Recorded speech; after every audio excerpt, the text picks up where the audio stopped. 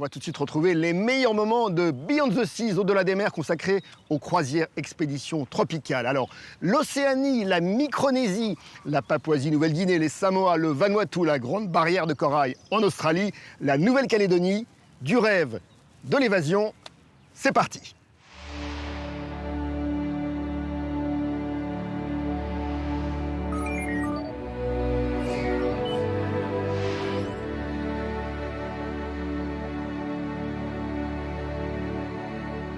Ces circuits en Océanie, c'est pour nous une bouffée d'oxygène dans ce monde d'expéditions bleues et vertes, à la rencontre des volcans, à la rencontre des peuples. C'est le parfait exemple de ce que recherche Ponant en termes d'authenticité. C'est aussi un livre de géologie ouvert. Aujourd'hui, nous sommes mouillés au milieu d'une caldeira d'un volcan.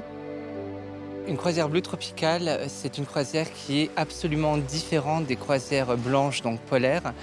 Les croisières bleues tropicales, c'est définitivement des croisières qui sont dédiées à la rencontre des peuples qu'on ne verrait pas sans un navire, et surtout à la découverte d'un monde sous-marin qu'on ne soupçonne pas quand on ne met pas la tête sous l'eau. Pas besoin d'être un plongeur invétéré, juste besoin d'un masque et d'un tuba et on découvre un autre monde.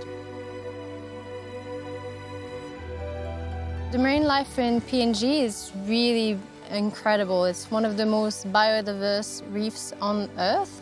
So Papua New Guinea is part of what we call the Coral Triangle with Indonesia and Papua New Guinea. So this is where you find the most coral species in the entire world, and fishes as well, most diverse reefs in the entire planet. So here we really have the opportunity to see some healthy reef with plenty of fish and plenty of corals, just an incredible underwater world. And the great advantage of snorkeling in Melanesia is that the tides are very low, so you don't have a lot of currents and problems to go with, and the reef grows closer to the beach, so it's nice and easy to access.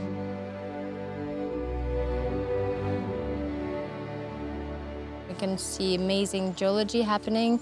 Tana volcano for me is one of the highlights of my life, I would say.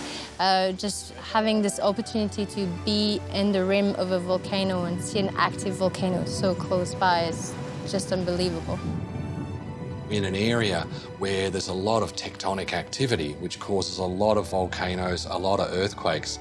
And I really enjoy our time at Mount Yasur in Vanuatu, where we put all of our guests into the back of four-wheel drive trucks, drive them across the ash plain, take them all the way up to the crater rim. It's only a short 150-metre walk, and they can stand on the edge of an active volcano, and it really is a remarkable experience. Ici, en fait, on fait de l'ecnotourisme.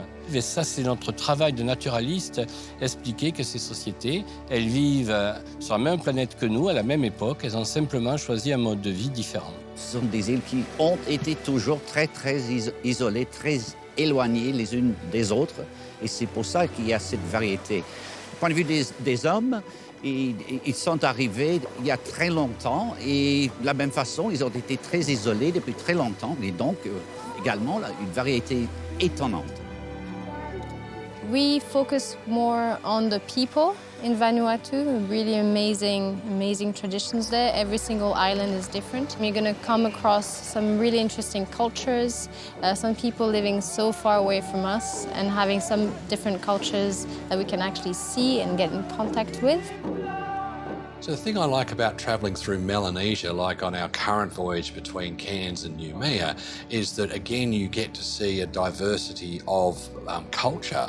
So it comes back to that classic population of this part of the area, the combination of Austronesian migrations and also the Papuan migrations that we see through here. So you get the ancient cultures of the Papuan people blended with the more modern cultures of Melanesians. And then as you get further out into the archipelago, you start to see the Polynesian influence coming into that. So for travellers, it's a really good view of how you can see the whole human migration pattern happening across this part of the planet.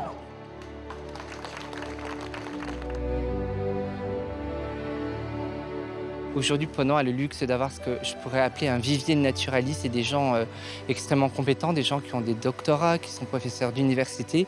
Et sur un tel itinéraire, on a la chance d'avoir un ethnographe. Sans lui, on verrait, je pense, peut-être un tiers des choses, puisqu'il y a beaucoup de choses qu'on ne remarquerait pas. On a des spécialistes, des gens qui ont des doctorats sur les coraux, sur les poissons tropicaux. On est sur la ceinture de feu du Pacifique, il ne faut pas l'oublier. Et on a avec nous une vulcanologue. Je suis ravie parce que, quelque part, eh bien, je crois que j'arrive à partager avec l'ensemble des passagers ma passion pour les volcans et puis mes connaissances aussi, j'espère. Et ici, on a le luxe de pouvoir être sur ce magnifique bateau, de se réveiller le matin, de prendre un Zodiac, de faire 5 minutes et on est à la plage. On voit des écosystèmes marins qui sont absolument fantastiques et c'est vraiment une opportunité de pouvoir venir jusqu'ici de façon aussi facile. On me demande souvent quel est mon endroit préféré dans le monde entier. Et ma réponse, c'est toujours des endroits sauvages.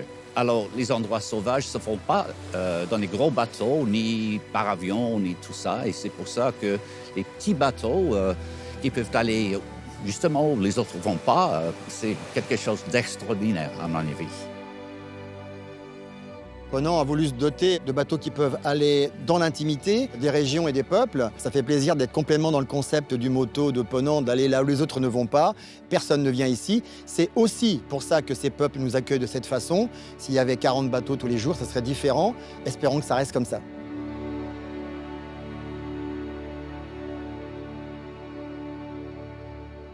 C'était les meilleurs moments de Beyond the Seas, au-delà des mers, pour les croisières expéditions tropicales, avec toujours deux objectifs, minimiser l'impact environnemental et respecter les populations. On se retrouve très vite pour Beyond the Seas.